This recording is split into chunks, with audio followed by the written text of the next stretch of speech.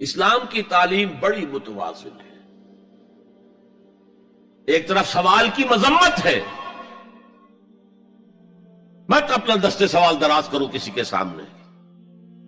جو شخص ہاتھ پھیلاتا ہے مانگنے کے لیے، وہ اپنی عزت نفس کو ہتھیلی پر رکھ کر آپ کے سامنے پیش کر رہا ہے، اور آپ ٹھوکر مار دیتے ہیں اس کی عزت نفس. مانگو اللہ سے، اللہ کسی کے دل میں ڈالے تمہاری ضرورت پوری کر سکتا ہے، بغیر اس کے کہ تم کسی کے سامنے دستے سوال دراز کرو. تو سخت مذمت ہے.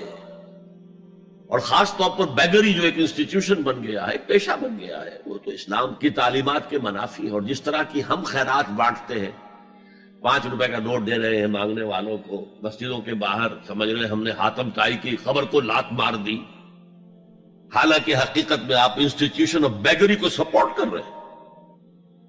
کسی ایک کو لے لو، آؤ چلو مجھے اپنا گھر دکھاؤ، مجھے بتاؤ تم واقعی اس قابل ہو یا نہیں ہو، اور پھر اس کی مدد کریں، لمسم کریں. پھر وہ 5 روپے نہیں ایسی دیں کہ وہ کچھ اپنے پاؤں پر کھڑا ہو سکے.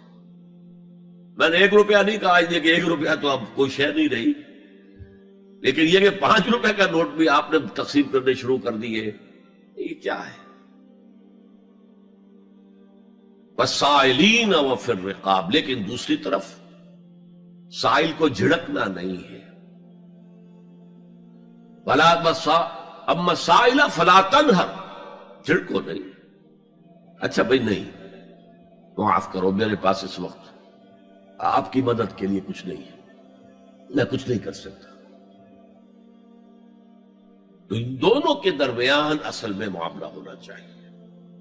بلکہ یہاں تک بھی فرمایا سائل کو ضرور دو، چاہے وہ گھوڑے پر سوار ہو کر تمہارے دروازے پہ آیا.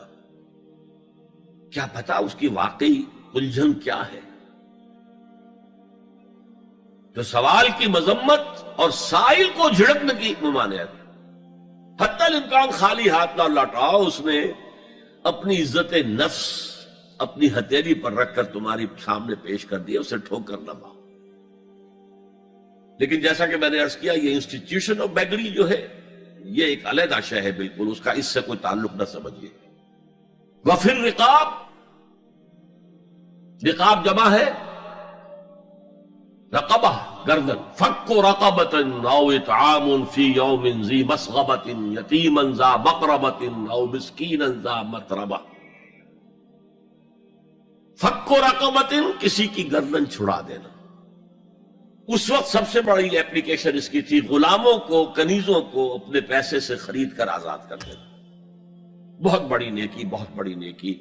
اور حضرت ابو بکر رضی اللہ تعالیٰ عنہ کے دفتر فضائل میں سب سے اونچا کام یہ ہے کہ جن غلاموں کو اور جن کنیزوں کو ستایا جا رہا تھا، دیئر اونرز، دیئر ماسٹرز، ان کے آقا کو حق حاصل تھا، جو چاہے کریں ان کے ساتھ، قتل کرنے کوئی پوچھنے والا نہیں ہے. میں پہلے بھی عرض کر چکا ہوں، میری ملکیت ہے، جیسے میری بکری میری ملکیت ہے، میں نے اس کو ذبح کیا، گوشت کھا لیا، تم کون ہوتے ہو پوچھنے والے؟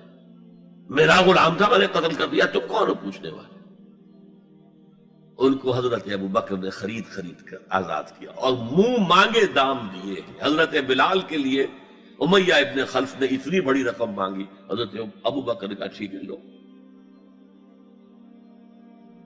باپ نے کہا بھی ابو قحافہ نے، ابو بکر کو کوئی غلام خریدنا ہی تھا تو کوئی طاقتور آدمی جو کام آ سکے کہیں، اس کو خریدنا چاہیے. انہیں کیا پتا ابو بکر کس لیے خرید رہا اور کس کے لیے خرید رہا. آج کے دور میں اس کی اپلیکیشن ہوگی. کوئی شخص جو ہے اگر قرض میں اس طرح جکڑا جائے کہ لاکھ ہاتھ پاؤں مارے نکل نہیں سکتا، اس کو کوئی لمپ سم مدد دے کر اس قابل کیا جائے کہ وہ پھر اپنے پاؤں پر کھڑا ہو جائے. یہ نہیں کہ اسے آپ ہر مہینے کچھ رقم دیتے رہے مینٹیننس کے لیے، نہیں، اس سے تو وہ اسی پوزیشن میں رہے گا. یہ بعض مائنورٹی کمیونٹیز کے اندر یہ معاملہ موجود ہے. کوئی بھائی اگر گر گیا ہے کاروبار میں تو اس کی پھر ایسی مدد کی جائے کہ وہ پھر آپ کی صف میں آ کر کھڑا ہو جائے. Respectable members of your community وہ اس شکل میں پہنچ جائے. یہ بھی فک و رقبتن اس کی ذیل میں آج کل آئے گا. اب اس کے بعد آیا وَأَقَامَ الصَّلَاةَ وَآتَى الزَّكَاةَ. یہ دو کیا ہیں؟ یہ عبادات کی شکل میں دو ستون ہیں جو ان دو چیزوں کو سپورٹ کرتے ہیں جو اب تک بیان ہوئی ہیں. ایمان کو تازہ رکھنے کے لیے نماز قائم کرو. ہر نماز ایمان کی تجدید ہے. اقیم الصلاۃ لذکری، نماز قائم کرو میری یاد کے لیے. اپنا عہد اللہ کے ساتھ تازہ کرو. ایاک نعبد و ایاک نستعین، اے اللہ ہم تیری ہی بندگی کرتے ہیں اور کرتے رہیں گے، تجھ ہی سے مدد مانگتے ہیں اور مانگتے رہیں گے. اپنے اس عہد بندگی کو تازہ کرو، ایمان کو تازہ کرو. الحمدللہ رب العالمین الرحمن الرحیم. ایمان باللہ تازہ ہوا نا. مالک یوم الدین، ایمان بالآخرہ تازہ ہو گیا نا. یہ ہے ایمان کو قائم رکھنے کے لیے، نیکی کی اس روح کو برقرار رکھنے کے لیے اللہ تعالی کی طرف سے یہ ستون ہے. الصلاۃ عماد الدین، دین کا ستون ہے یہ نماز. اس بحث میں اس کا مقصد کیا ہے وہ میں نے بیان کر دیا. بعد میں کیوں آ رہا ہے؟ یعنی کہ اصل شے ہے ایمان، اور ایمان کو سپورٹ کرنے والا ستون ہے نماز. عملی نیکی میں اصل شے ہے ہمدردی، ہمدردی میں مال خرچ کرنا، اور اس کے لیے ستون ہے زکوٰۃ. کم سے کم یہ 2.5% تو نکالو، بوتل کا کارک تو کھل جائے، پھر اور بھی دو اور بھی دو اور بھی دو. یہ تو obligatory ہے، یہ تو فرض ہے، یہ تو لازم ہے. لیکن مقصد کیا ہے؟ اس کو جو سمجھ لیا بس یہی زکوٰۃ ہی ہمارے ذمے میں ہے، وہ بڑے مغالطے میں. حضور نے فرمایا صلی اللہ علیہ وسلم ان فی المال حقا سوى الزکوٰۃ. اے مسلمانوں یہ نہ سمجھنا کہ بس زکوٰۃ ادا کر دی تو تمہارے مال کا سارا حق ادا ہو گیا.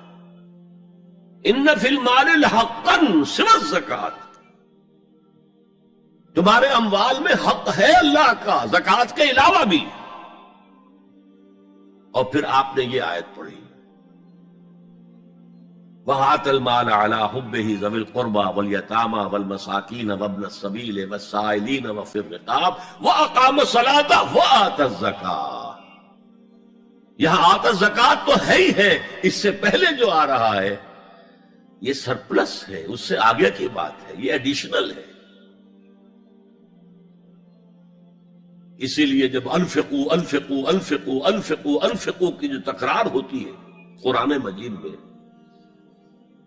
تو ایک جگہ پھر سوال کیا صحابہ نے کتنا خرچ کرے حضور؟ فرمایا قل العفو، کہہ دو جو بھی ضرورت سے زائد دے ڈالو. Don't accumulate, don't retain any thing.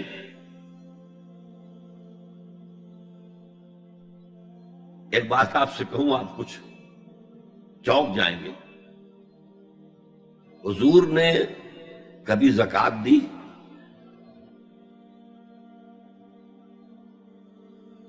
کبھی نصاب کے بقدر پیسہ آپ کے پاس جمع ہوا کہ آپ پر زکوٰۃ واجب ہوتی؟ ایسی عجیب بات ہے. ارکان دین میں سے ایک رکن سرے سے غائب. کبھی آپ نے مال رکھا ہی نہیں. حضور کا اسوہ ہم جانتے ہیں، مسواک کر لی ہے، پانچے جو ہے ٹخنے سے اوپر کر لیے ہیں، یہ اسوہ ہے. ہاں ہے، یہ بھی ہے، ٹھیک ہے، سنت ہے. اسوہ تو یہ ہے. اور صرف آپ کا نہیں، جنہیں ہم کہتے ہیں فقراء صحابہ، ابو ہریرہ، ابو ذر، سلمان فارسی، علی رضی اللہ تعالی عنہ اجمعین، یہ فقراء صحابہ میں سے تھے. کبھی کچھ نہیں رکھا اپنے پاس. میں نے بتایا تھا آپ کو شاید کہ حضرت علی کی جب شادی ہو رہی تھی حضرت فاطمہ سے کوئی مکان تھا ہی نہیں، کہاں لے کے جائیں؟ ایک انصاری نے ایک حجرہ دیا ہے اپنے مکان کا، اس میں حضرت فاطمہ ودا ہو کر گئی. He didn't have any home. ابو ذر وہ تو دوسری انتہا کو چلے گئے تھے. قانون یہی ہے، حلال سے کماؤ، اگر ایک حد سے آگے بڑھ جائے تو زکات دے دو، باقی تمہارے اختیار میں ہے، دینا چاہو دو، نہ دینا چاہو رکھو اپنے پاس. قانون اس سے زیادہ آپ کو پابند نہیں کرے گا. کبھی بھی آپ نے جبر نہیں کیا، ایمرجنسی میں بھی جبر نہیں کیا. ایک واقعہ آتا ہے کہ حضور کو کئی وقت کا فاقہ تھا. تھوڑی دیر کے بعد حضرت ابو بکر آئے، آپ نے چہرے سے پہچان لیا کہ فاقے سے. پھر حضرت عمر آئے، پہچان لیا کہ فاقے سے. شاید حضور خود اپنے لیے نہ اٹھتے نہ جاتے، اپنے دونوں ساتھیوں کو لے کر ایک انصاری کے باغ میں پہنچ گئے. انصاری کی عید ہو گئی، فوراً لا کر اس نے کچھ کھجوریں کچھ انگوروں کے گوشے رکھے. اس کے بعد وہ دوڑا چھری لے کر کسی جانور کو ذبح کرنے کے لیے. یہ ساری تفصیلیں میں کیا بتا رہا ہوں. نال یہ نہیں تھا کہ مدینے میں سبھی فاقے سے تھے، موجود تھے جن کے پاس مال تھا، لیکن جبرن آپ نے کسی سے کچھ نہیں لیا. جب وہ چھری لے کر چلا، فرمایا دیکھنا کسی دودھ والے جانور کو نہ ذبح کرنا. بہرحال کچھ دیر کے بعد وہ گوشت پکا کر لایا، روٹیاں رکھی. اس کے بعد حضور نے ایک روٹی پر چند بوٹیاں رکھ کر کہا یہ عائشہ کو دے آؤ، اسے بھی کئی وقت کا فاقہ ہے. اور پھر حضرت عمر کی طرف رخ کر کے کہا عمر یہ ہیں وہ نعمتیں جس کا حساب دینا پڑے گا اللہ کے ہاں. وَأَمَّا بِنِعْمَةِ رَبِّكَ فَحَدِّثْ، اور یہ جو فرمایا گیا الہاکم التکاثر میں نعمتوں کا حساب لیا جائے. وَلَا تُسْأَلُنَّ يَوْمَئِذٍ عَنِ النَّعِيمِ، فرمایا یہ نعمتیں ہیں. یہ ہے اصل میں انفاق کا معاملہ. آپ کے اس پر چھوڑ دیا گیا ہے. جتنا بھی آپ میں جذبہ ہے، جتنا بھی آخرت کا یقین ہے، اتنا ہی آپ پسند کریں گے کہ آخرت کے بینک میں جمع کرائیں، یہاں کے بینکوں میں کیوں جمع کرائیں. یہاں کتنا دے دیں گے آپ کو؟ 10%، 20%.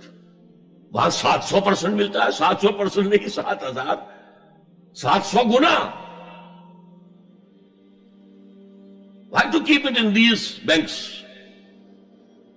حضرت مسیح کا جو پہاڑی کا واس بہت مشہور ہے، سرمن آف دا ماؤنٹ، بڑے پیارے الفاظ ہیں. میں آپ سے اپنا تاثر عرض کیے بغیر نہیں رہ سکتا.